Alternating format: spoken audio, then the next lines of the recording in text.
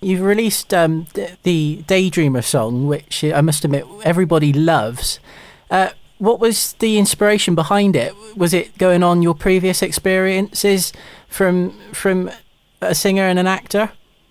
Daydreamer, I tapped back into my childhood because, as I was saying, the whole theme of my EP was very much about going back to where it all started and where that love for music all started, and using those memories and the energy from moments like that to go into my album and into the EP. And I wanted the EP to be very feel good and make people smile. And I remember when I was a little girl and I was in class, on my report cards, I'd always have the teachers complaining that Karen always daydreams in class and she's not listening. And when we ask a question, sometimes her head's in some other place. And that was basically me just, drifting away, envisaging in my head that I was performing on stage in front of thousands of people and singing and dancing, and it was just all that. And I love daydreaming. I have a permanent grin on my face in class, and people would be looking at me thinking, "What? Where are you, Karen? Come back down to earth." So I laugh at those moments, and I remember them fondly. And I thought, you know what? I have to write a song about being a daydreamer, because I'm sure all of us daydream, and that's a good thing. Never, never should we not daydream. And it immediately brought a smile to my face. So when I was collaborating with my co-writer, Boots Ottestad, I said, I want to very much write a song that would make everyone feel good and smile and not stop smiling. So that's what I hope Daydreamer achieved. You sort of talk about writing Daydreamer. So how long does it sort of take you to write a song like that? Does it take you months, weeks, years, or do you sort of set yourself like a time limit to write a song, or do you sort of... I think it depends who you're writing with, but when I get the idea for something, I immediately record it and I jot down on my pad of paper of ideas, so it's always there. And when I go into the studio with Boots, it was instantaneous. We have a great writing chemistry. We write so well together, and he gets me, and he gets me as an artist. So when you're working with someone that's on the same wavelength, then it just happens so quickly.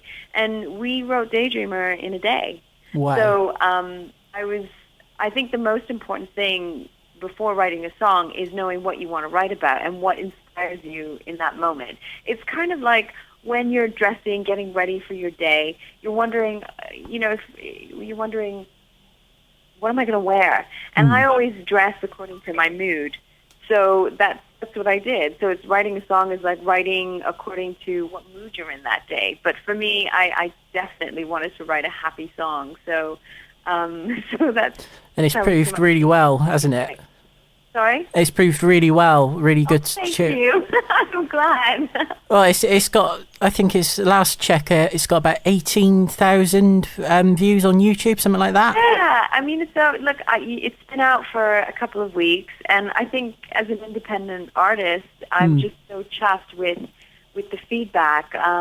It's now coming up close to 20,000 views. Wow. And it's been so great having the likes of Liam from One Direction and, Carrie-Ann Ibana, who's the Dancing with the Stars judge, and some of my co-stars from Castle, Molly Quinn and John Huertas, were tweeting about it. So I'm so chuffed that not only do my fans and the general public really like the song, and the response is so great, but at the same time it's nice to be recognized from respected actors and musicians. It means a lot. And it obviously proves that in the future you're gonna have this really big fan base when you sort of start releasing loads of albums and sort of getting your fans. It's all the big names are gonna be like, well, we know who you are. You can do it. You've done it once, so you can do it over and over again. Well, no pressure, but yes, that would be ideal. You talk about you've got a gig tomorrow night in London. Is it to celebrate the release of your EP, or is it to just have a good time? I think it's is all of that, Tom? It's very much a celebration of this new EP and this new direction, sound-wise, that I'm going. Artists are always reinventing themselves. I took some time out to figure out what kind of music I felt represented me at this point in my life. And it took a while, it took about a year, and my fans have been so patient. Yeah. And I'm just so excited to bond with my fans. So it's very much a celebration of the EP and the new music, but at the same time, it's about interacting with my fans. I have an incredible supportive fan base, and I call them more friend fans because there's just something very special about them. I mean, I'm biased. I must be, right? People say, "Oh, you're biased," but I'm really proud of the sense of community that's been achieved on my social media. A lot of them talk with each other. Some of them become best friends, and it's such a nice community of human beings, is the way I look at it. And I just feel really blessed and so lucky to have them with me on this journey. Because believe me, it makes a huge difference. And without the fans, you have nothing. So they've been so encouraging, and I'm constantly amazed by what a great fan base can do. They've been spreading the word. They've been so supportive with posting about the song to everyone, and it's just that wonderful sense of community and that wonderful energy that they're giving out, which is so wonderful. I feel really, really blessed, to have them with me. So as long as they're there, I'll always continue making new music. That's a good thing as well. And just finally, for a few younger listeners that might be listening, how do they sort of start off in your footsteps? What's the best bit of advice you could give them as an artist? I could write a whole book on this. I do receive a lot of fan mail asking me this really important question. And I think it goes for anything in life, whether you want to be a singer or an actor or a police officer or a lawyer or a doctor or whatever. I think first you have to have genuine love, a genuine passion for what you want to do. And if I'm just talking about, in this instance, about anything in entertainment, whether it's acting or singing, it's a really tough industry. Yeah. You have to have thick skin, and that you develop through life experience and through making mistakes and from learning from them, most importantly. I'm not saying that it's impossible, because I don't believe in the term impossible.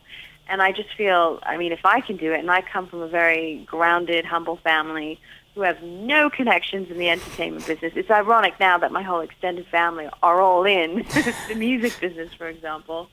But I started from nothing, and it was my childhood dream and that genuine passion, because I loved music so much, I loved acting so much, that's what kept me determined. Because you're going to go through a lot of ups and downs, twists and turns, a lot of rejection. That's part of the process. I think every successful actor or musician will tell you that they've been through a lot of rejection. And I think if you have a good attitude, that's so important. I think the world is changing now. There's less of a tolerance for bad attitudes or for divaness, so to speak. And I think if you have a healthy attitude and be able to laugh at yourself a bit, and accept constructive criticism, treat people the way that you want to be treated, I think those are really important ingredients towards success. And just being a genuine person, being yourself, and not trying to be something that you're not. Those are really important. So determination, focus, hard work, and having a healthy attitude on your shoulders, and doing your homework. Yeah. The phone isn't going to ring. You've got to make that phone ring, and you have to be proactive, because nothing's going to be served to you on a silver platter. If anything, you've got to hand over things on a silver platter, especially to the record companies if you want. But the music industry in particular has changed so much. where nowadays it's very much about, if you're starting out in music, is to get into the studio, write, perfect your craft, keep writing and collaborating with different writers until you find a sound that is true to you and that speaks to you, and go with that. And once you have something that you think is really good, then you start looking for managers. This is all part of doing your homework. The same thing with acting. Acting, if it's something that you're really serious about, make sure you train really well. Practice, practice, practice. So that's what I would say, because it's so easy to see, these TV platforms, which are so great, like X Factor and The Voice. I mean, they're great, and they certainly give a platform for new acts to burst out onto the scene.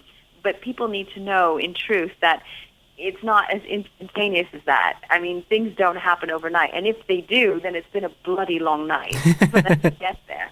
But you really have to work hard to make something happen.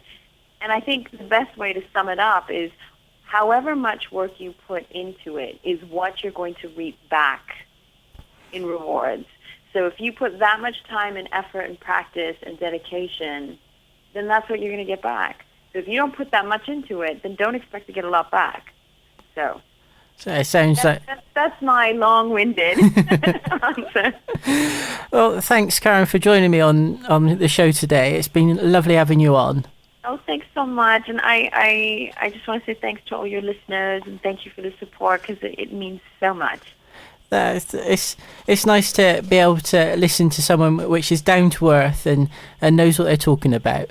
Oh, well, bless you. You haven't met my parents, though, so if I ever got way above my station, as they say, they'd be the first to put their finger down.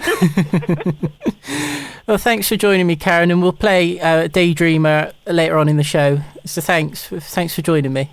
Thanks a lot, Tom. It was lovely speaking with you. Thanks. Bye. Bye. As I skip over cracks in the sidewalk.